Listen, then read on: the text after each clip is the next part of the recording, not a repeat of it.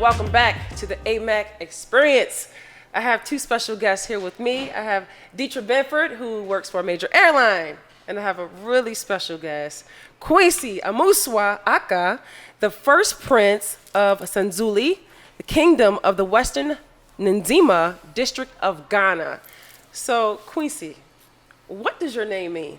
So Kwesi is actually the name that's given to most West African Ghana, in particular.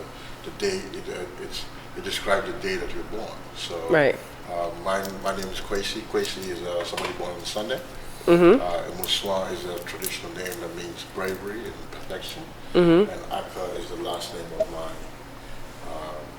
traditional father. So Very so nice. it's pronounced Kwesi Amusuah Ackah. Okay, and you were born on a Sunday. I was born on Sunday. So you were just explaining to me, names are kind of projected by when you were born? When you're born. So Yeah. So if you told me, let's say you're born January 1st, 1970 something, okay? So I can go in and check and see what day that day fell on. I can tell you what name you'd have been called if you were born in Ghana. Really? So if I'm born on a Wednesday, Okay. you have a special name that you guys So would call me you for can- Wednesdays? Exactly. So you can just Really? go, it's easy. You can just go into Google, you can go to Google, somebody born on Wednesday in Ghana, you just tell you exactly what they're born. That is amazing. See, that's something that nobody ever knew. That's pretty cool. So Deitra, you working for a major airline. Before you started really traveling to different countries, I know Africa is one of your favorite countries. What was Africa in your mind? How did you view Africa? I viewed Africa as home. It was like my first place away from home, and I just fell in love with the culture, the people, the children, and just giving back, volunteering, and going to the schools and feeding them and bringing them books and clothes. I just fell in love. I just felt like I was at home. So you had no prejudgment of what Africa would be before you went there? None whatsoever. So let me tell you a very ignorant story. I remember when the computers first came out, I was always in the computer. I was on AOL, and I was chatting with different people. And I know I met somebody from Africa, and they're like, hey, I can't remember the country. And my response was, you guys have computers? How ignorant, right? But that's what we see all the time. Why is it that, why do we think that way? TV. What do you think? TV. It's TV. It's all TV. I mean, they have this over there. They have a lot of nice restaurants, their homes. I mean, not granted, but there is some poverty there. There's a lot of poverty. Right. I mean, but As anywhere. It's anywhere. But why would I think that they don't have computers? Because of TV. So I guess the next question is, why is TV only projecting Africa to be this really poor country with people having, I guess, flies on their face? That's all we see. Why aren't we seeing the real Africa? That is what he called. That's a very interesting question now. But when you realize America is projected on how much is given, how much is taken. Right. So if it's projected that way, then it makes people to give. You know, Right. and you gotta understand it's a business. You know, so because of that, people use that to their advantage to project that. Okay. The same thing you're saying, but very ignorant on my part. When Right. coming to America first, I didn't even think I would see black and white in America was colored. I didn't even Wow. think there was a handicapped person in America. I didn't think there was a homeless person in America. Wow. I didn't even think anybody could be poor in America. That's why it was projected to me. Projected to you. So when I first got to New York and I saw a homeless person, I was shocked. Wow. So the projection, what is America projected in those countries? Yeah, America's projected to be the richest country in the world. It's Right. projected to be nobody suffers. Projected to be everybody's good. Everybody's rich. Everybody's rich. Wow. You know, so that's how America. I mean, literally, you think we just walk on the streets of America just pick up dollars as we walk. Pick up dollars. Right. That is crazy. So that's probably why in those countries, would you say a lot of people want to come to America because of the projections Yes, they you see know, on TV? Yeah, that when you come to America, you're gonna be rich. Wow. And that's really not the case. That's not the case. And it's funny because I had a teammate, she was from, I believe, Serbia. And I remember her telling me, hey, my husband said, if you go around a whole bunch of black people, they will kill you. You have to be careful. It's called gangster. And I said, what?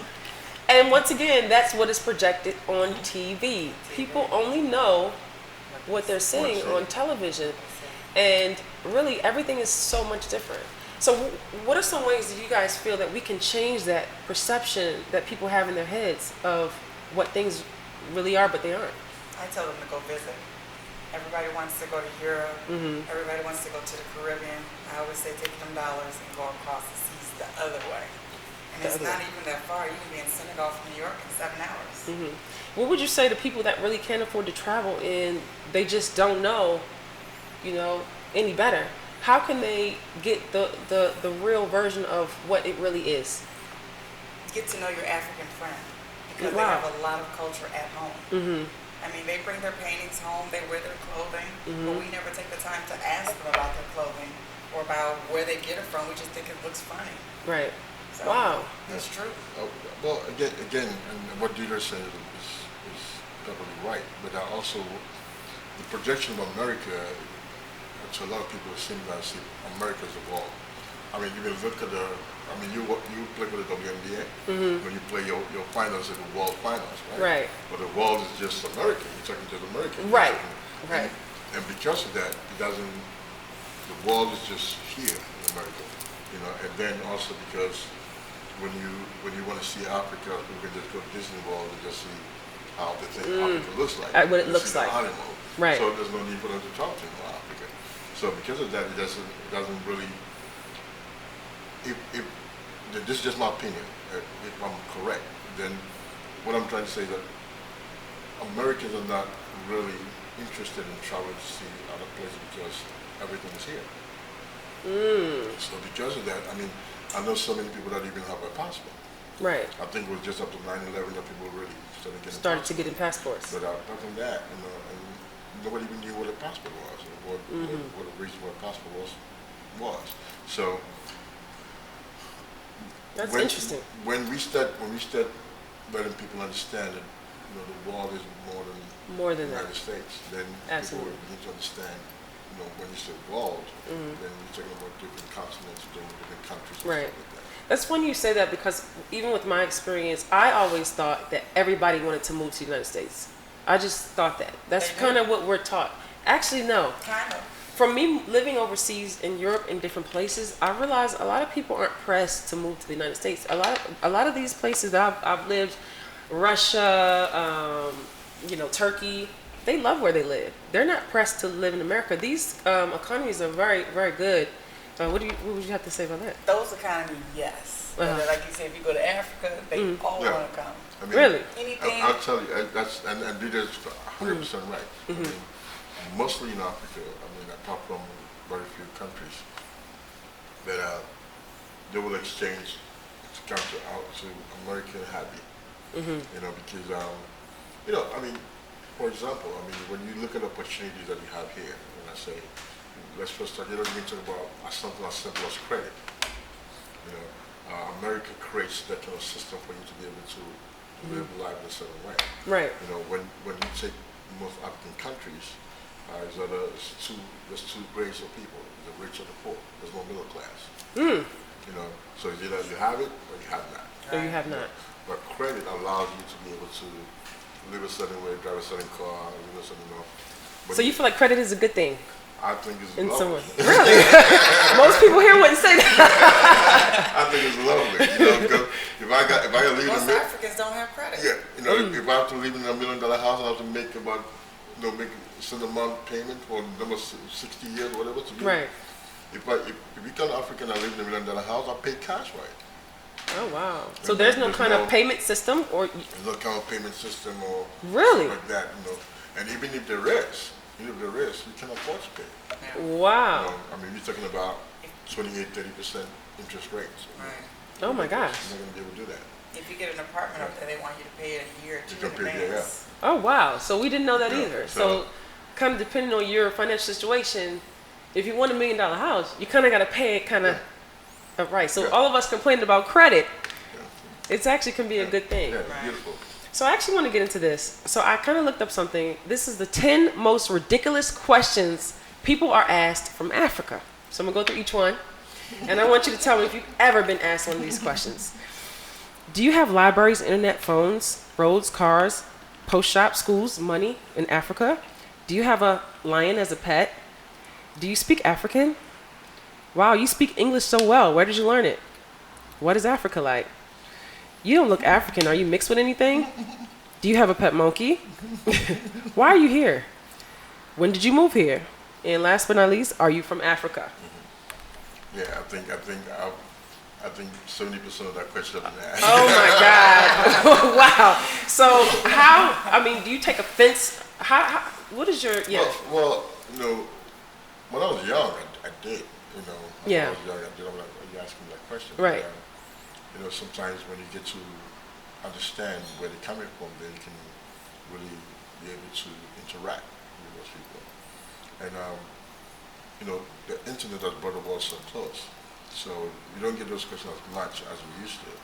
Right. Because people can easily go to the internet now, do FaceTime or whatever it is, and they see what's happening.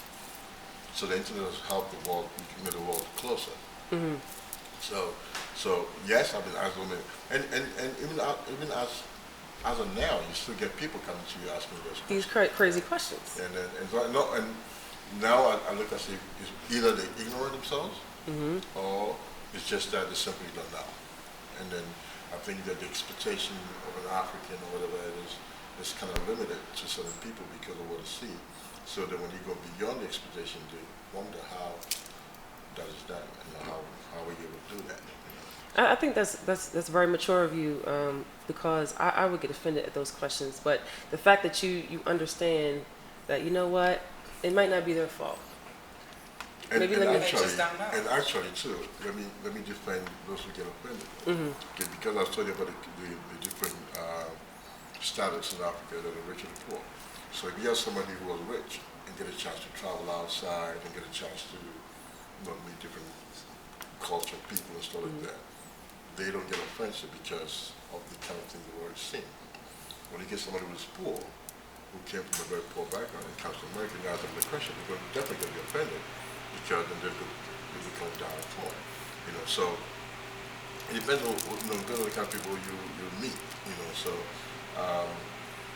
where they come from, their background, Right, will determine how they respond to how you. they respond to you. Yeah. That's very interesting. So do you have a favorite country? I want to ask this for both of you. Do you have a favorite country? I know you're from Ghana. What is your favorite country in Africa outside of Ghana? Outside of Ghana. Do you have one? Wow, that's Let me tell you something. I don't think as a Ghanaian I would say Ghana. I don't think I have any favorite country apart from Ghana. Because just like you're from America, you can do whatever you want in America.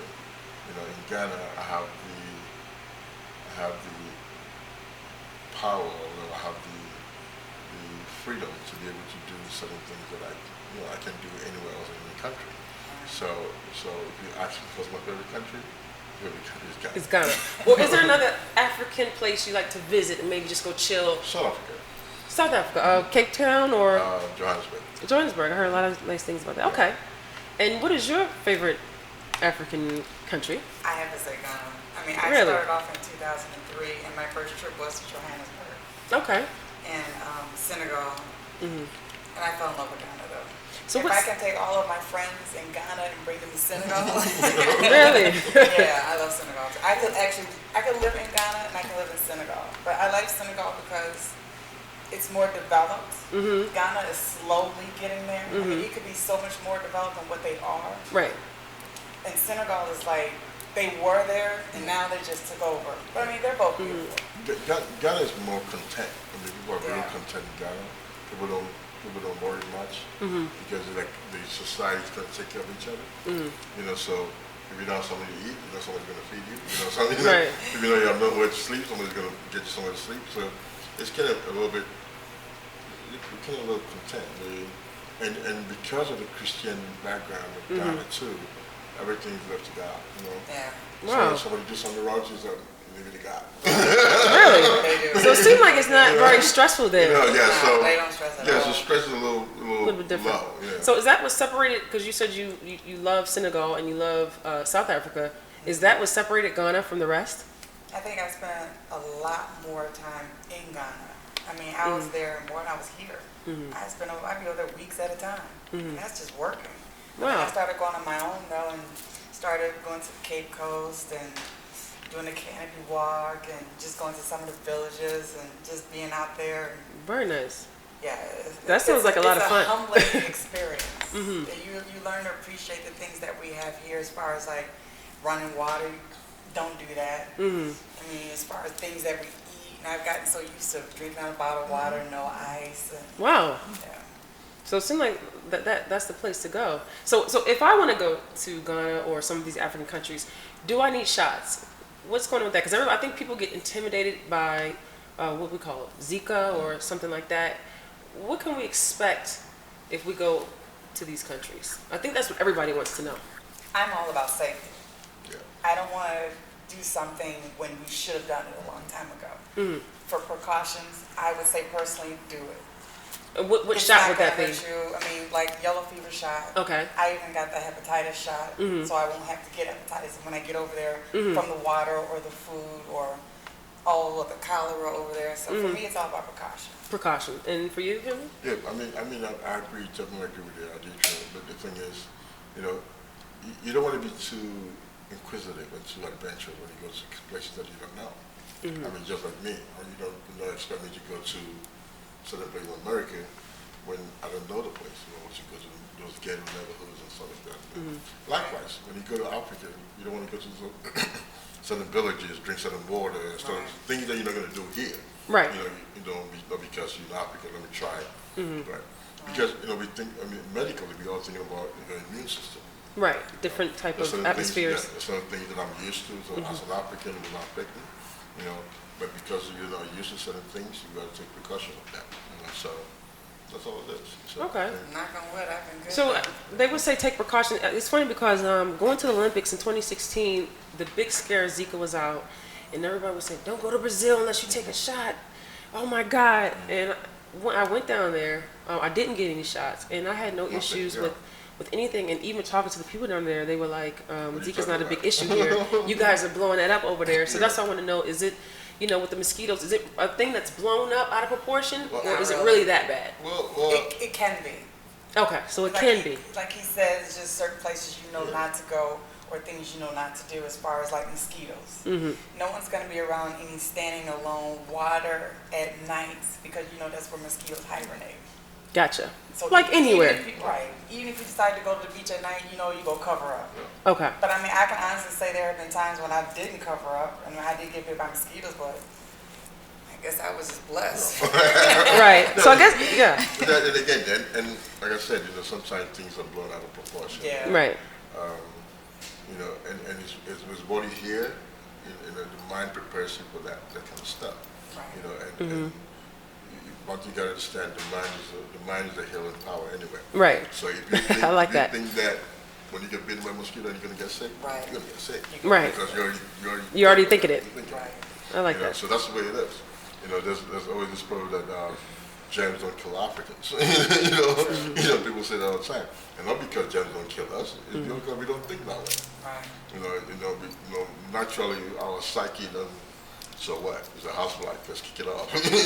Yeah. But but here in America, you're taught certain ways. So if you drop something on the floor, whatever it is, something, just psyche. The psyche. No, it's gonna affect me. So that's what happens. Okay. And I actually want to get into this real quick. There are a lot of athletes in Ghana and in the African countries. How can we expose these young athletes? I know you had a young guy that plays soccer that you take interest in and you take under your wing, and I know he wants to go pro. For those young athletes, even the women are starting to come up and play more sports in Africa. I know I have a lot of African teammates, and they're beasts on the court. They're like 6'1", and they're strong, and they can play some basketball. So for the young youth that's coming up in these countries, what can we do to expose them to get more exposure in their sports? So maybe they can come over here and play Division I and get seen, or go professional. What do you think needs to change in the dynamic of helping these young athletes? Just like anything else, I think Africa is so raw. It's so untapped. And the reason I say that because when it comes to athletes, these are people that are so committed and so motivated to do certain things, but the lack of good pitches, lack of good basketball courts, lack of just basic equipment to help them develop is not available. So what mostly I've seen done, I've seen a lot of professional athletes come to Ghana. Okay. Some African countries where they create these academies where you know they play competitive basketball, whatever it is, and Right. they pick and choose people that you know I kind Yeah. of think that that will be good. You know, and they bring them either I've seen anything from high school to college. Right. You know, bring them over here. So that's one of the main things I've seen. I've also, you know, again, like I said about internet and whatever, there's Instagram, people are putting themselves in. Right. Right. You know, advertising themselves. Trying to so, advertise themselves. Yeah. You know, so those are some of the things that I've seen down a lot. But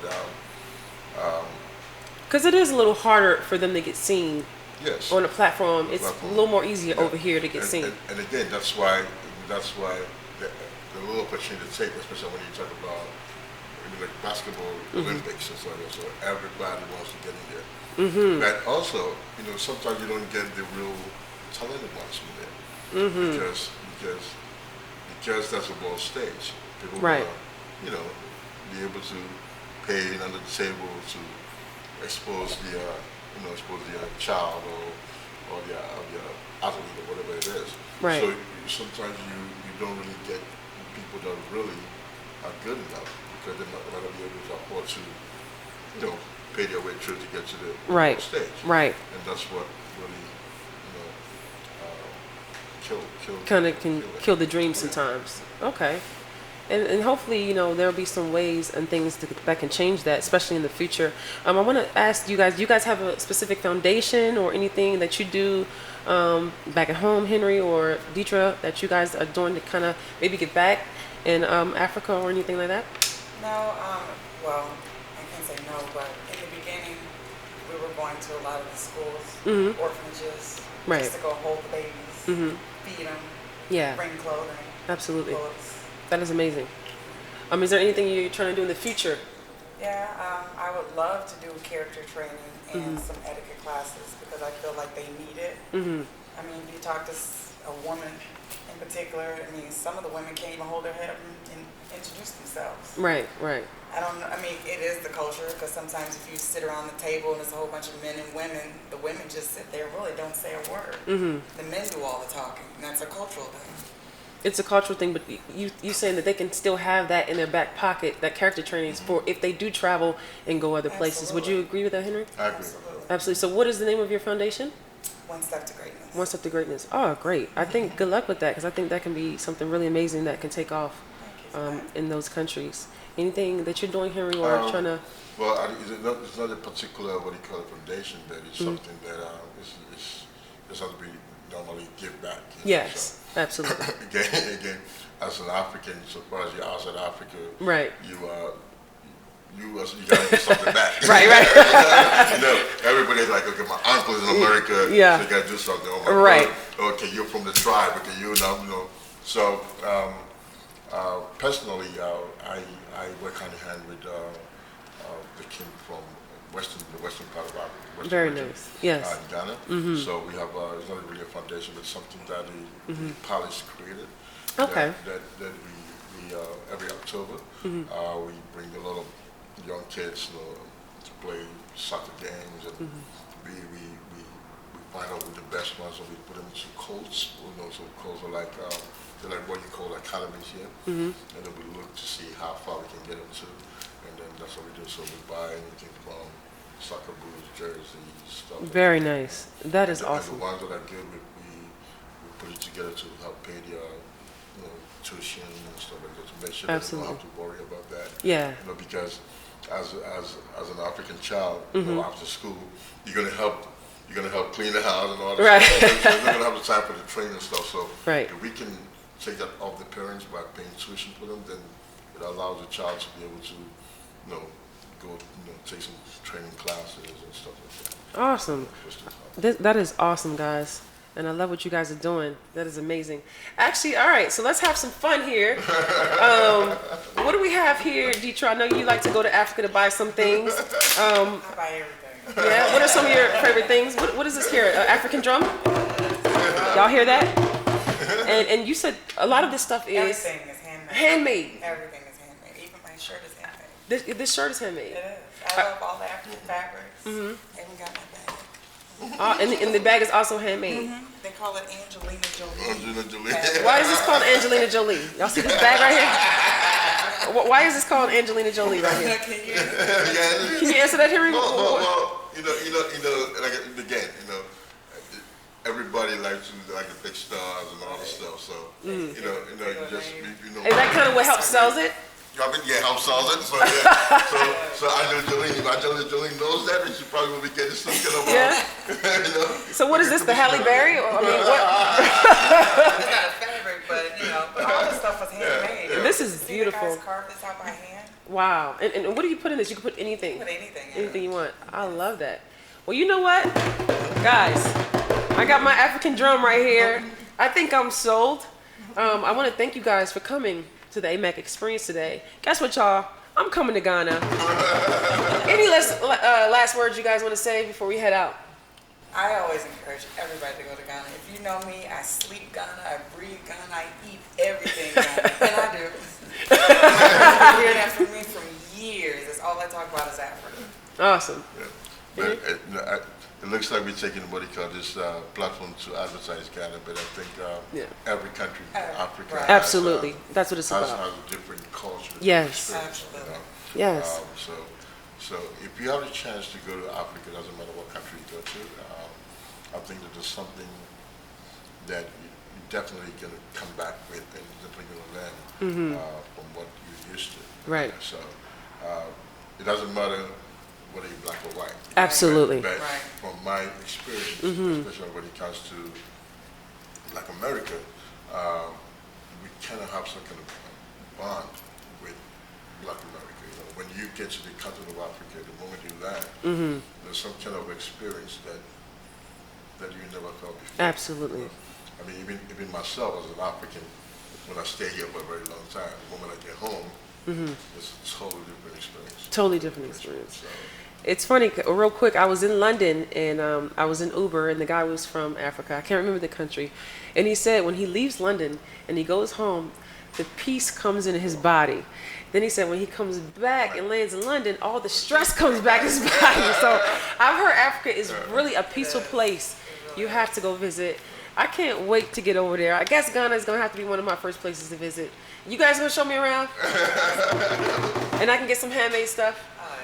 All right, well, you heard it here first on the AMAC experience. We're headed to Africa, guys. And guess what? When we go over there, we're going to share our experience over there and bring our camera guy with us. So guess what? We're going to show you some clips right now, right here, of different places in Africa and Ghana. Stay tuned.